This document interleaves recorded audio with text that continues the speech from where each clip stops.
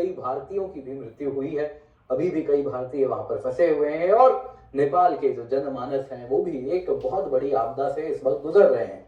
अब दोस्तों इन सबके बीच में नेपाल और चाइना के बीच में वॉर और वर्ड्स भी हमको होता हुआ दिख रहा है, जिसमें नेपाल ने चीन को कहा है कि आपके यहाँ जब डैम फटा इस प्रकार से तो आपने हमें चेतावनी क्यों नहीं दी, आपको डाउन स्ट्रीम वार्निंग देना चाहिए था।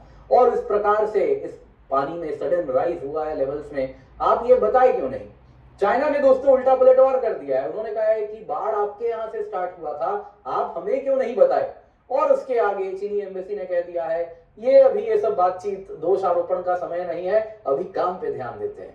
अब दोस्तों यहाँ पे अगर आप नेपाल की बात करें तो वो बड़ा नाराज भी है चाइना को लेकर, और दूसरी तरफ वो भारत को भी कह रहा है कि देखिए इस बार तो आप बच गए, अगली बार आपके यहाँ भी बड़ा बाढ़ आ सकता था। जी हाँ, नेपाल के विदेश मंत्री ने ही ये बात कही है कि इस बार इंडिया के प्लेन्स में उस प्रकार से प्रभाव नहीं हुआ, लेकिन इतिहास में देखें तो ऐसा हुआ है। तिब्बत में जब कुछ होता है तो नेपाल के साथ साथ बिहार और यूपी में भी उसका कहीं ना कहीं इम्पैक्ट देखने मिलता है।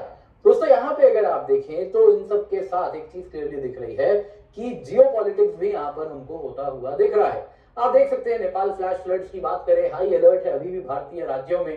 इस वक्त भी दोस्तों खतरा टला नहीं है।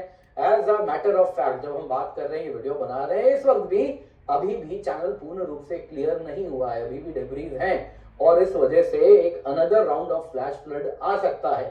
अभी भी दोस्तों अगर आप देखें तो डेथ टोल इस वक्त तक 250 का आंकड़ा पार कर चुका है, कई लोग मिसिंग है। और जिस प्रकार का ये बाढ़ है दोस्तों, अनफॉर्चुनेटली नंबर और बढ़ने वाली है, यानी कि बड़ी ही दुखद घटना है।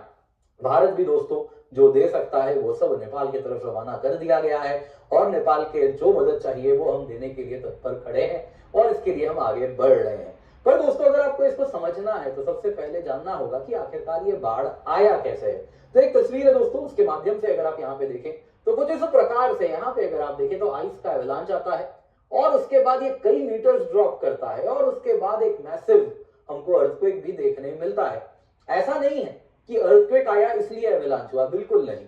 ये आइस एवलांच इसलिए आया क्योंकि वो स्लोप डिस्टेबलाइज हुआ था।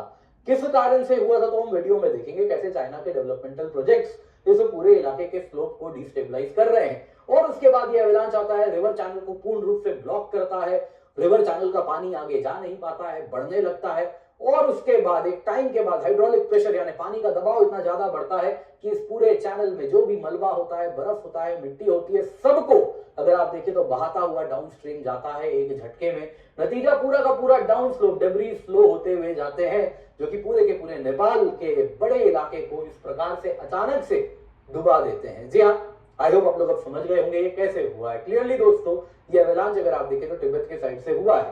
दोस्तों कई वीडियोज हैं, इसमें अगर आप देखें तो एक चाइना के अगर साइड से हमको तिब्बत रादर उस साइड से हमको एक वीडियो देखने मिलेगा जिसमें आप एक पोर्ट है चाइना का, जिसमें ड्राई पोर्ट है ऑब्वियसली जहां से ट्रेड वगैरह होता है, तो वो वाला वीडियो ध्यान से देखिएगा। नेपाल का कुछ कहना है कि वो पोर्ट के कंस्ट्रक्शन की वजह से ये कैसे स्लोप डिस्टेबलाइज हुआ था, तो कहीं ना कहीं उसका भी रोल है।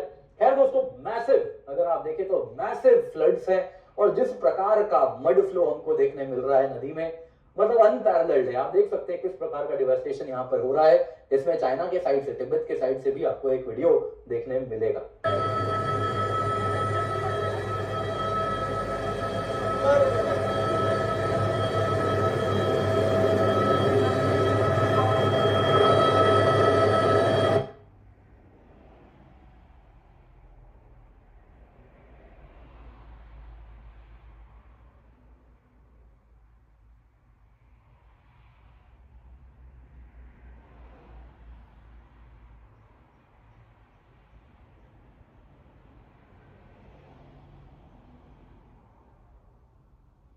दोस्तों नेपाल का ये फ्लड के पीछे कारण क्या है अगर आप देखें तो स्टार्टिंग में जो चाइनीज वर्जन था कि सब कुछ नेपाल में ही हुआ, ये पश्चिमी मीडिया भी चला रही थी, लेकिन अब सैटेलाइट इमेजरी से कंफर्मेशन आ चुका है, जो हुआ है 20 किलोमीटर बॉर्डर के अंदर तिब्बतन साइड में हुआ है।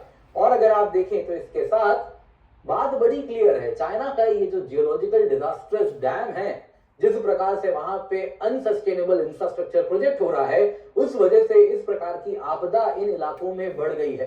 चाइना बड़ा सिंपल तरीके से ऑपरेट कर रहा है जिसमें वो इस पूरे इलाके का एक्सप्लॉयटेशन कर रहा है जो तिब्बत इलाका है, और उसके बाद जो इकोनॉमिक रिवॉर्ड्स हो सकते हैं वो तो वो खींच ले रहा है, लेकिन रिस्क डाउन स्लोप जो देश है, डाउनस्ट्रीम जो देश है, उनको झेलना पड़ रहा है। यहां पर भी क्या हुआ है आप जल्दी इसको समझ जाएंगे। आप देख सकते हैं दोस्तों यहां पे एक्यूज जो हुआ है, ये आप देख सकते हैं चाइना ने नेपाल के डैम कोलैप्स वाली बात को रिजेक्ट कर दिया, कह दिया एक्यूजेशन से कुछ नहीं होता है, एक्यूजेशन का ये समय नहीं है, कोऑपरेट कीजिए। वहां पे दोस्तों नेपाल क्या कह रहा है उसको भी जानेंगे। साथ ही साथ नेपाल के फॉरेन मिनिस्टर भारत में क्या बोले हैं आप देख सकते हैं, कॉमन थ्रेट है भारत के लिए। जी हाँ, अब जब ये समय है, जब इस प्रकार की आपदा से नेपाल गुजर रहा है, तब वो कह रहा है कि ये भारत में भी हो सकता है। अब दोस्तों इसके क्या मायने हैं? हालांकि दोस्तों ये समय जो है ये नेपाल के लिए बड़ा चैलेंजिंग टाइम्स है, लेकिन इस समय अगर आप देखें तो ये भारत को भी कहीं ना कहीं कह रहे हैं कि चाइना वाली बात से आपको भी उतना ही थ्रेट है। हम तो कई बार से कह रहे हैं कि चाइना बहुत बड़ा थ्रेट है आपके लिए भी, लेकिन आप काफी खुश होकर चाइना के साथ गले मिलते हैं। खैर वो सब बातों का अभी समय नहीं है, वो बाद में करेंगे, लेकिन आपको काफी चीजें यहां पर भी होती हुई दिखेंगी। क्या एग्जैक्टली हुआ है